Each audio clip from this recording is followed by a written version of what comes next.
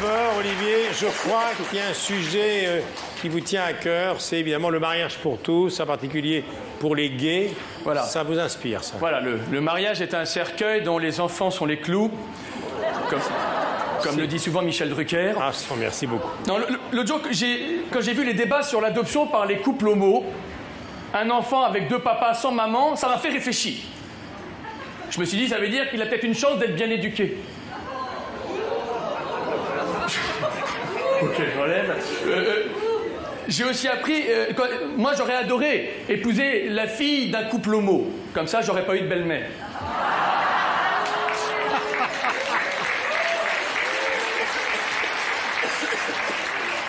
J'ai aussi appris que dans certains pays, on pouvait choisir la mère de son enfant sur catalogue. Du coup, je les ai appelés pour leur poser une question. Si je me déplace en magasin, est-ce qu'il y a des cabines d'essayage?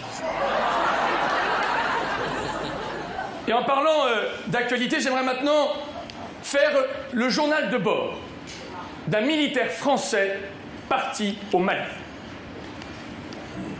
10 janvier. On a reçu une formation par des professionnels. Jean-Marc Ayrault nous a appris à passer inaperçus. Comme le Sahara constitue une grande partie du Mali, pour nous habituer au désert, on nous a emmenés à un meeting de François Bayrou. Enfin, afin de rentrer en contact avec l'ennemi, Nelson Montfort nous a appris quelques mots qu'il avait appris au Club Med de Bamako. Ça va la baise, moi les couilles, ça va.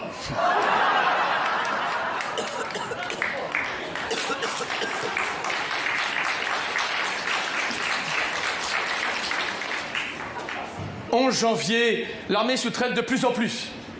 Après avoir essuyé des tirs sur un de nos chars français, il y avait un impact de la taille d'une pièce de 2 €.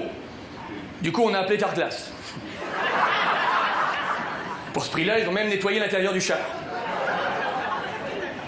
12 janvier, la France envisage déjà la reconstruction du Mali. Valérie Damido a fait des propositions pour la déco. Gris-taupe avec des stickers. 13 janvier, un camarade m'a demandé pourquoi j'avais toujours la photo de ma femme sur moi. Je lui ai dit, c'est au cas où j'ai le cafard. Ça me rappelle qu'ici, c'est pas si terrible.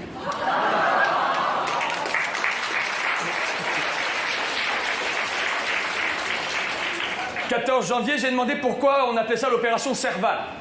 On m'a dit, c'est parce qu'on y était allé tout seul. Si on y avait été à plusieurs, ça serait appelé l'opération Cerveau.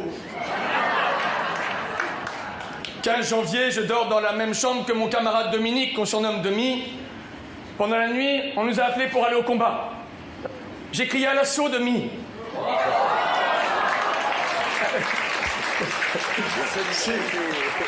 Imparable. On s'est pas compris, il a fini au trou. Non, c'est une blague de Michel Drucker. C'est une blague de Michel Drucker. Imparable. Michel, tu me l'as imposé cette blague. Je n'aime pas cette blague. Oui, je sais. Pendant ce temps-là, Arthur était déjà parti au combat. J'ai demandé ce qu'il faisait. Il m'a dit, Arthur, lutte. Pour conclure, 16 janvier, grâce à son intervention au Mali, François Hollande a gagné 10 points dans les sondages. Maintenant, il est à 10. Olivier de Benoît. Olivier de Benoît. Merci, Olivier.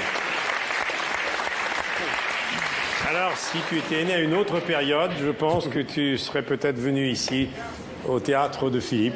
Ah ben, je suis quelque part de temps en temps au théâtre de Philippe, puisqu'il m'a fait l'honneur de me faire participer à quelques grosses têtes pour faire quelques sketchs il y a quelques temps, et voilà, c'était mythique. Alors Philippe, ici, il y a 30 ans, quand nous partagions le même bureau, moi pour Champs-Élysées et toi pour le Petit Théâtre, je voyais